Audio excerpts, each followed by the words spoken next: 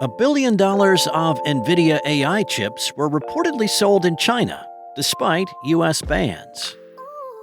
Itch.io removed NSFW games to comply with payment processors' rules. And the Sonos Ace is finally fulfilling its potential. It's Friday, July 25th, and here's a quick look at tech in the news this morning from Engadget.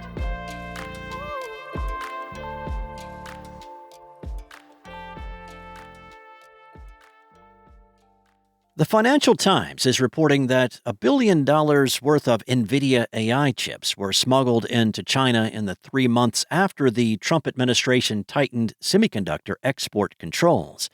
Citing sales contracts, company documents, and people with direct knowledge, the publication says that a thriving black market arose for American semiconductors. Products sold included NVIDIA's top-tier B200 chips, which have become the silicon of choice for American big tech when training AI models. Sale of these chips to China is banned by the U.S. With journalists on the ground in China, Financial Times reports on a veritable web of third-party data center operators, middlemen, and purportedly smuggled ready-built racks that have all materialized to meet the demand for NVIDIA's most powerful chips. Along with the B200, the H100 and H200 are also restricted, yet highly sought after. All of these are far more capable than the weaker H20 chip, which was designed to comply with export restrictions for sale to China, though even that model has faced on and off export bans.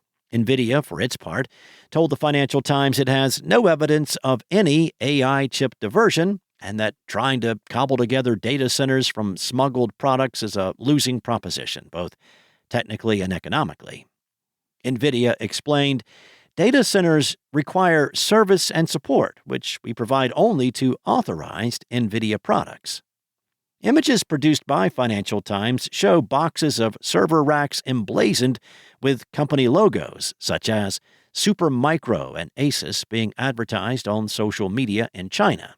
Now, those companies deny any knowledge of how their products ended up on the Chinese black market, and the Financial Times is not alleging any such involvement. Reporting suggests that some Southeast Asian countries have become hubs for Chinese groups to obtain restricted chips. Having these server racks shipped to Thailand or Malaysia may circumvent U.S. export controls. The U.S. Department of Commerce is reportedly considering increasing export controls on advanced AI chips to these countries. The demand for these products is without question, and as one Chinese distributor told the Financial Times, history has proven many times before that, given the huge profit, arbitrators will always find a way. Itch.io has de-indexed and hidden all adult games and other content from its browse and search pages to make sure it does not lose the ability to sell with the payment processors it uses. The gaming marketplace, which mainly hosts titles from indie developers, has admitted in an announcement that it was not able to give creators advance notice.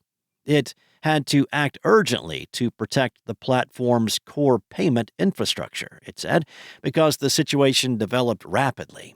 Now, the website explained that it recently came under the scrutiny of its payment processors after an organization called Collective Shout launched a campaign against Steam and Itch.io.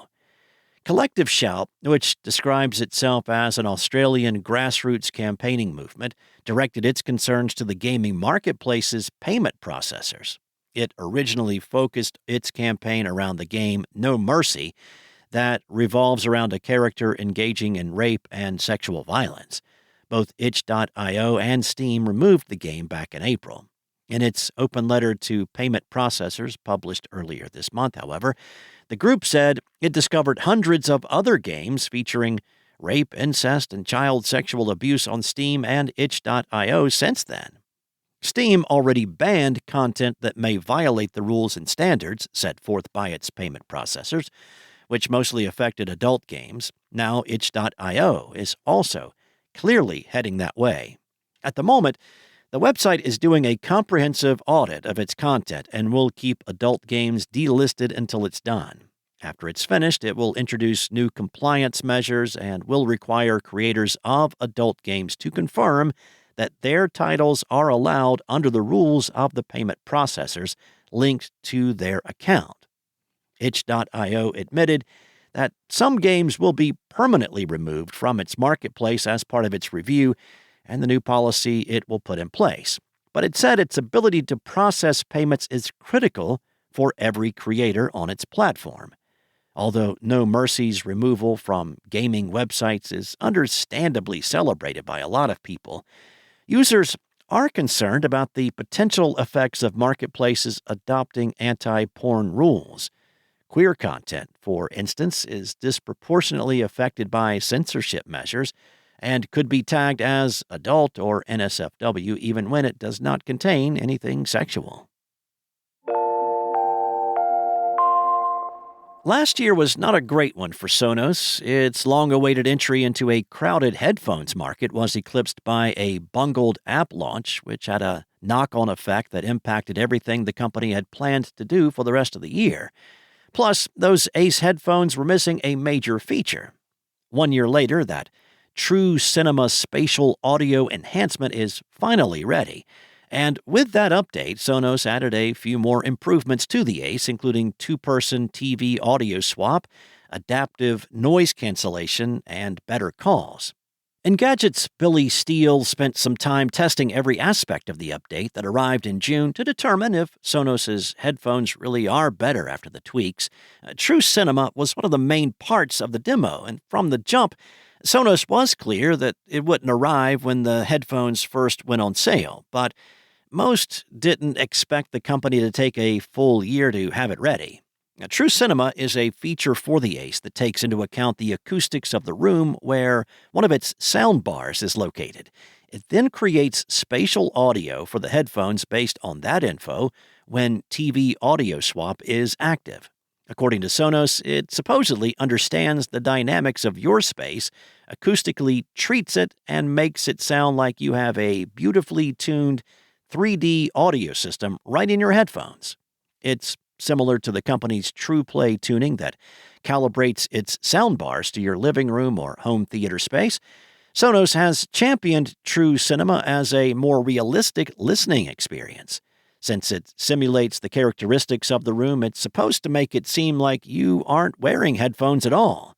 Now, there is a lot more to this article, and you can read Billy Steele's take on the Sonos Ace headphones at Engadget.com.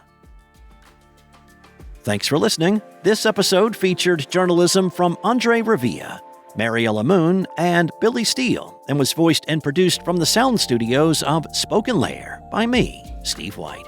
Enjoy your weekend, and I'll be back on Monday morning with more tech news from Engadget.